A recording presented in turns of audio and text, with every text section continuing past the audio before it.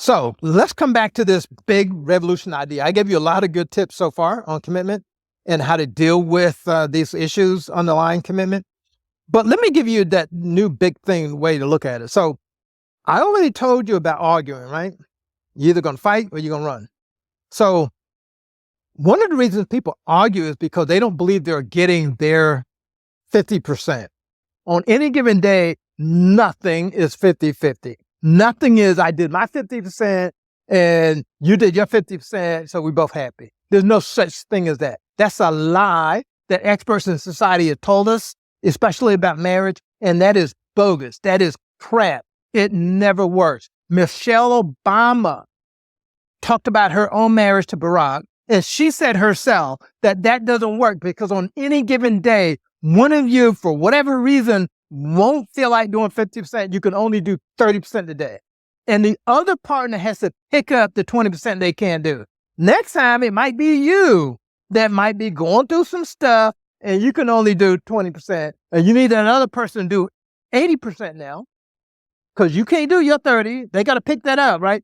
So Michelle Obama said that on any given day, ain't no 50-50. It's going to vary depending on what you go through in life, depending on what the kids are doing, depending on all kinds of stuff, right? That 50-50 don't work. I'm going to talk about that in a minute and give you a better way to looking at that 50-50 thing. You can get to 100% and 100% for both of you with a new approach, and I'm going to get to that. You should accept the idea that 50 and 50 never equals 100. Now, if you're counting pennies, it might equal 100, but in marriages, 50% and 50% will never equal 100. Why do I say that?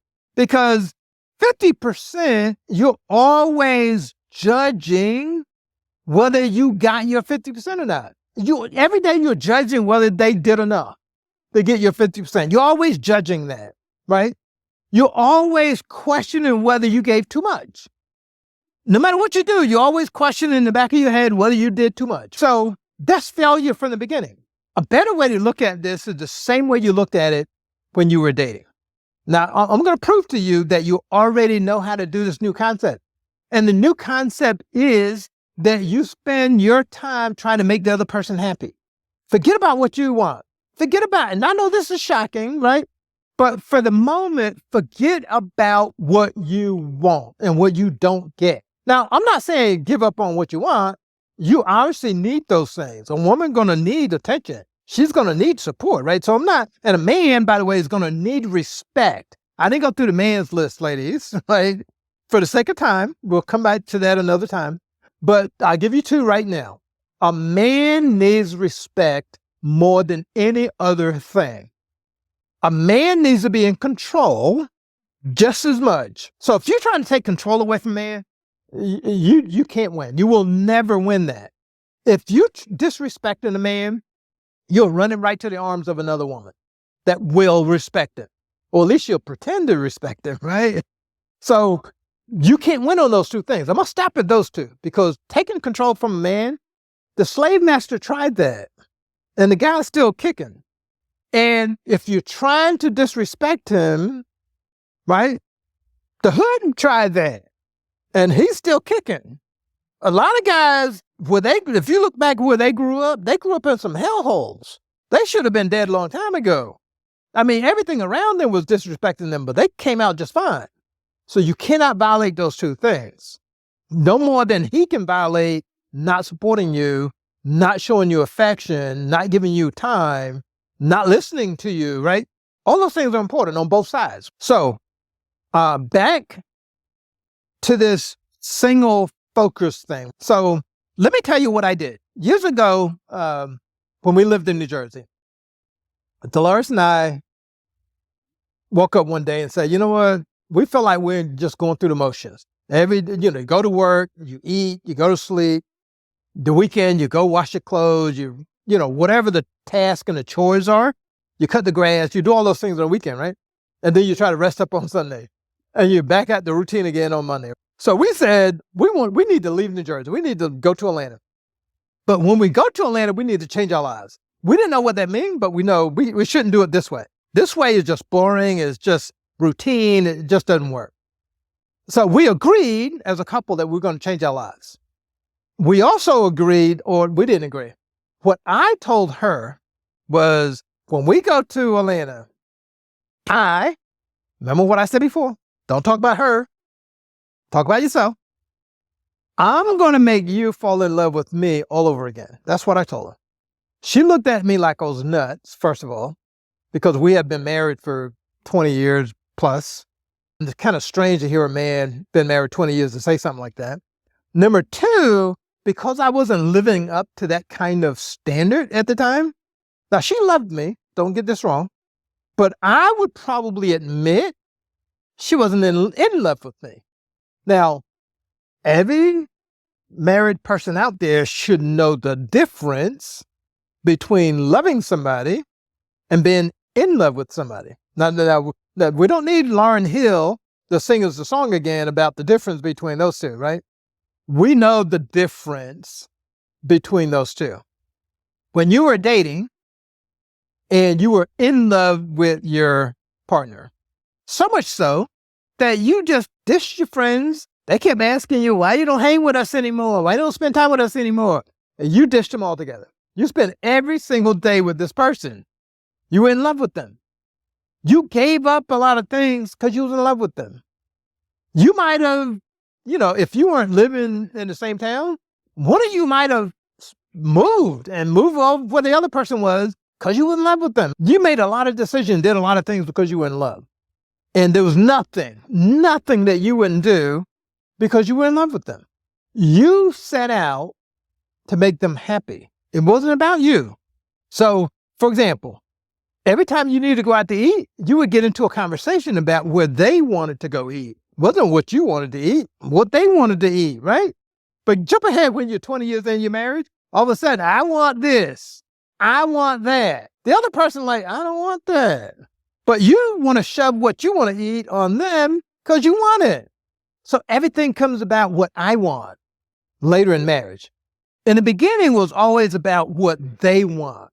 So my idea here is for you to go back to what you already did, which is to focus totally on what that person wants. Give up just for a second, give up the idea of focusing on what you want and focus on what they want.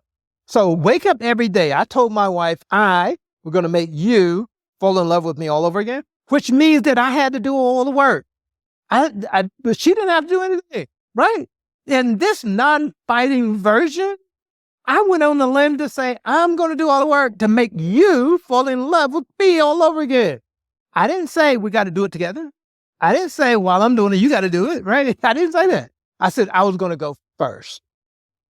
And because I went first, at some point, she also said, hey, I can't let him be doing all the work, right? So she got in on it and she was working to make me feel a certain kind of way too, right? So that's what happens in brain science. If somebody goes out of their way to do something special for you and do something good for you, make you feel special, make you feel happy, at some point you're going to feel guilty. You're like, hey, I need to reciprocate. I need to do something for them. I need to make sure they're smiling. I make sure they're happy. That's the magic of this concept, that if you're bold enough to go first and say, I'm going to do everything to make this person happy, and I'm going to make sure they smile every single day. That's something I told my wife about 20 years or so ago, and I'll never forget the look on her face. When I told her, I'm going to make you smile every single day because of something I did. Now, if she's smiling because of work, I don't get credit for that. If her siblings, her sisters did something to make her smile, I don't get credit for that. If the kids did something to make her smile or laugh, I don't get credit for that.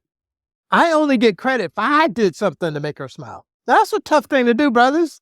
But you know what? By me saying it out loud, you might say, well, why would you be dumb enough to say that out loud? You can do it, but don't put yourself on the hook to do it.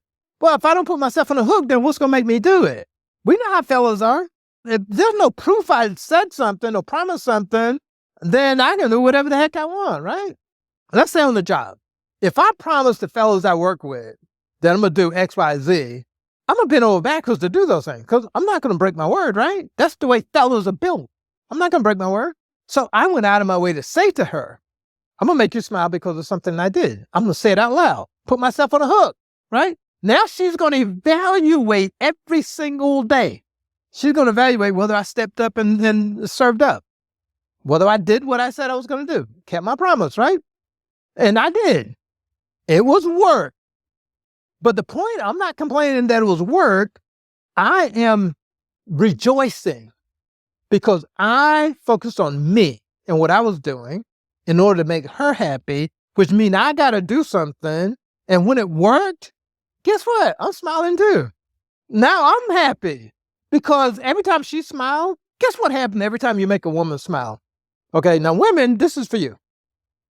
Every time a guy makes a woman smile, what's she going to do? Is she going to sit back and say, I'm just going to ignore him. I'm not going to do anything for him. Come on, women. You know how you get, right? If a joker goes out of his way to make you smile and giggle because of what he did, you going to feel like, I got to take care of him too. I got to do something for him. All of a sudden, the next day, after he makes you smile, the next day, you cooking his favorite meal. Why? Not because you owe it to him, not because he demanded it. You're doing it because you want to make him feel good because he made you feel good, right? The trick, though, is who's going to go first? One of you got to go first. One of you have to say in this model that I'm going to go out of my way to make the other person happy. And I am not going to judge them for what they didn't do. I'm going to go out of my way to make them happy. Now, it ain't going to take more than several days at the most.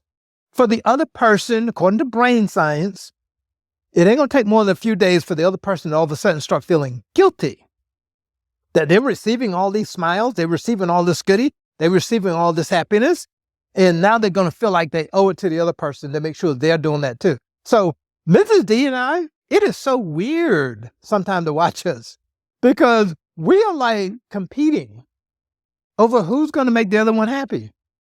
We don't argue as much as we used to back in the day, right? We used to go at it. We used to do the same little stupid stuff. You didn't do this, you didn't do that, whatever, right? Now we compete over who's going to make the other one smile, who's going to make the other one comfortable, who's going to make the other one. Now, we still have our issues, don't get me wrong. That's one of the reasons they think we're best friends, right? Because when we're going at it, we're not arguing. We're like competing and like, what's going on here? You don't act like a married couple. You act like friends trying to please each other. Like, that's weird, but it works. And I guarantee you, if you want to eliminate the second reason why couples get divorced, which is arguing, then you can fix that by saying, I'm going to try this experiment. I'm going to go first. And I'm going to spend the next week doing whatever I used to do when we were dating to make that person happy. And to the extent I do that, not because I'm looking for something in return, not because I'm judging that she's not doing or he's not doing something, but I'm going to do it first. I guarantee you it won't take you more than a few days to start noticing that they too are now bending over backwards for you. And once you start doing that, you're no longer arguing. You're no longer fighting. And you both are getting to 100% on any given day. And 100% is not 50-50.